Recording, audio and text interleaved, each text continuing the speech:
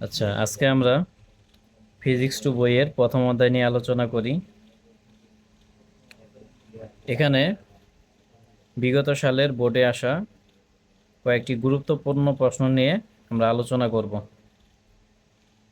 প্রথম প্রশ্নটি দেখি, কোন তাপমাত্রায় সেলসিয়াস ও ফারেনহাইট স্কেলের তাপমাত্রা পরস্পর সমান?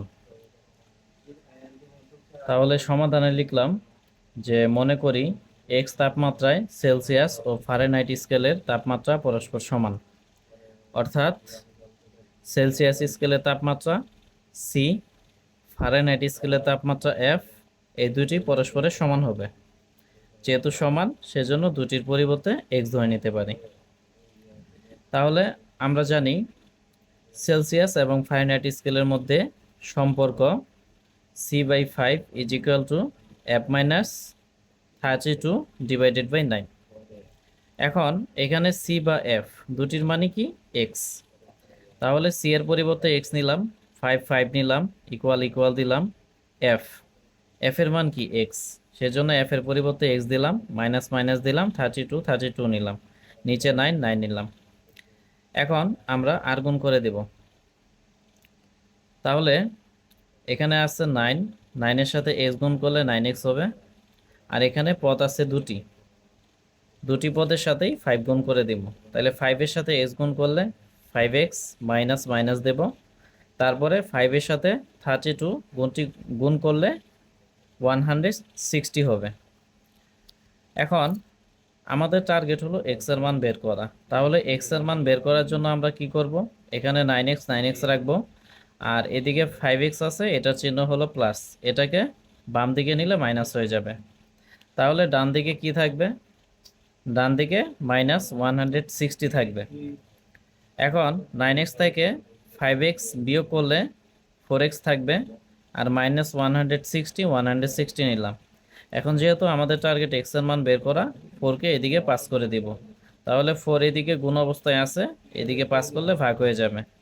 এখন 160কে 4 দ্বারা ভাগ করলে -40 আসবে।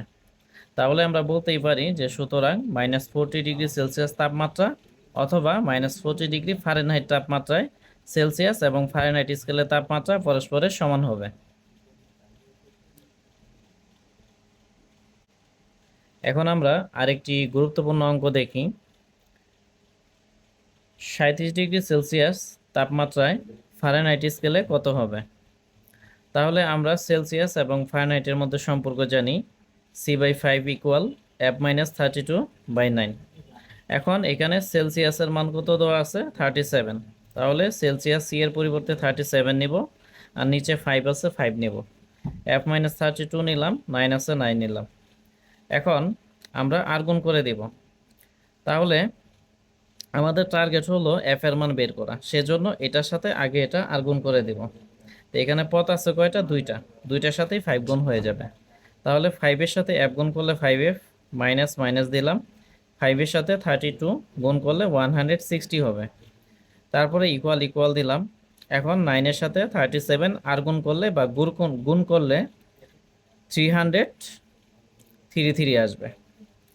এখন আমাদের টার্গেট যেহেতু এফ এর মান বের করা, সেজন্য 5fকে রাখলাম, আর -160কে ডান দিকে পাস করলে +160 হবে।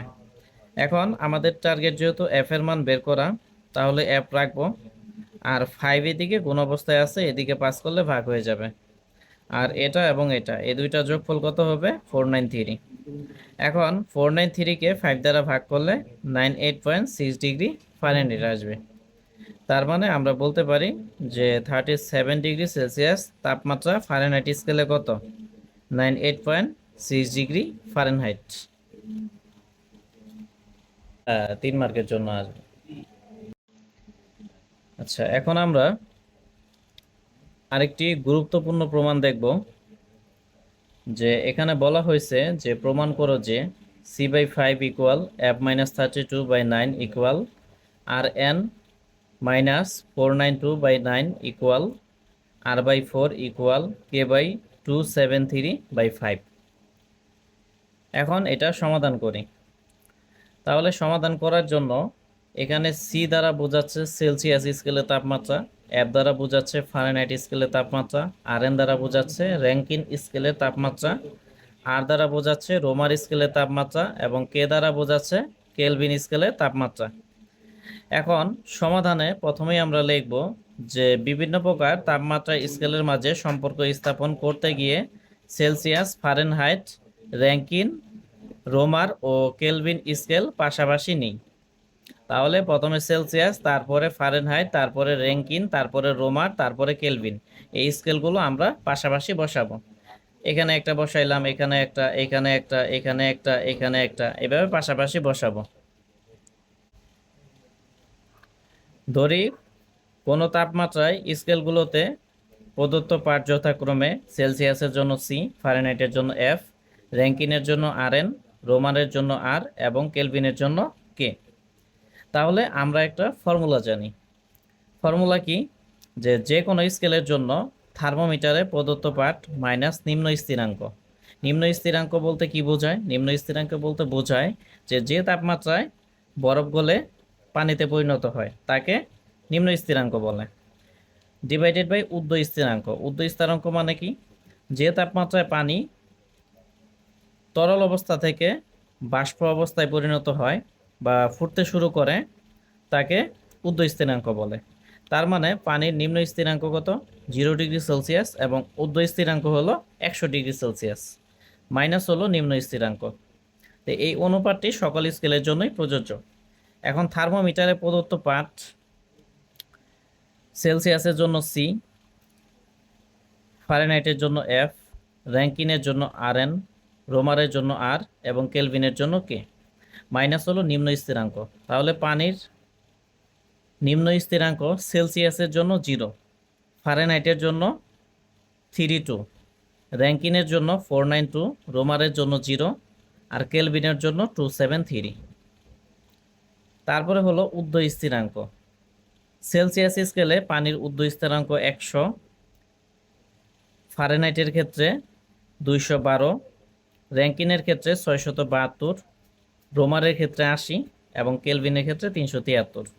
মাইনাস হলো নিম্ন স্থিরাঙ্ক। তাহলে মাইনাস দিলাম, প্রত্যেকটা ক্ষেত্রে মাইনাস দিব, দেওয়ার পরে নিম্ন স্থিরাঙ্ক। তাহলে সেলসিয়াসের জন্য পানির নিম্ন স্থিরাঙ্ক 0, ফারেনহাইটের জন্য 32, র্যাঙ্কিনের জন্য 492, রোমারের জন্য 0 এবং কেলভিনের জন্য 273। তাহলে এখন সি থেকে 0 বাদ দিলে সি হবে, 100 থেকে 0 বাদ দিলে 100, এফ থেকে 32 বাদ দেওয়া যায় না বা 32 বাদ দেওয়া যায় না, তাহলে যা আছে তাই। আর 212 থেকে 32 বাদ দিলে 180 হবে। আর এখানে বাদ দেওয়া যায় না, যা আছে তাই। আর 672 থেকে 492 বাদ দিলে 180 হবে। ইকুয়াল ইকুয়াল দিলাম, আর থেকে 0 বাদ দিলে আর হবে, আর 80 থেকে 0 বাদ দিলে 80। ইকুয়াল ইকুয়াল দিলাম, কে থেকে 273 বাদ দেওয়া যায় না বা বাদ দেওয়ার মতো অপরচুনিটি নাই, এখানে অপশন নাই, সেজন্য যা আছে তাই রাখবো। আর 373 থেকে 273 বাদ দিলে 100 হবে। এখন এখানে 100, 180, 180, 80 এবং 100, এই প্রত্যেকটি সংখ্যার মধ্যে কমন একটি গুণনীয়ক আছে বা উৎপাদক আছে, সেটি হলো 20। 100, 180, 80 এই প্রত্যেকটা সংখ্যাকে 20 দ্বারা ভাগ করা সম্ভব। ঠিক আছে, তাহলে আমরা লিখব যে এখন সকল ক্ষেত্রে হরকে 20 দ্বারা ভাগ করে পাই। তাহলে সি সি রাখলাম, আর এখানে হর কত? 100, 100কে 20 দ্বারা ভাগ দিলে 5 হবে। এখানে যা আছে তাই, আর এখানে হর হলো 180, 180কে 20 দ্বারা ভাগ দিলে 9 হবে। ইকুয়াল ইকুয়াল দিলাম, এখানে যা আছে তাই, আর এখানে হর আছে 180, 180কে 20 দ্বারা ভাগ দিলে 9। ইকুয়াল ইকুয়াল দিলাম, আর দিলাম, এখানে হর আছে 80, 80কে 20 দ্বারা ভাগ দিলে 4 হবে। ইকুয়াল ইকুয়াল দিলাম, এখানে যা আছে তাই, এখানে হর আছে 100, 100কে 20 দ্বারা ভাগ দিলে 5 হবে। তাহলে এটাই প্রমাণে আছে, তার মানে এখানেই আমরা লিখব প্রমাণিত।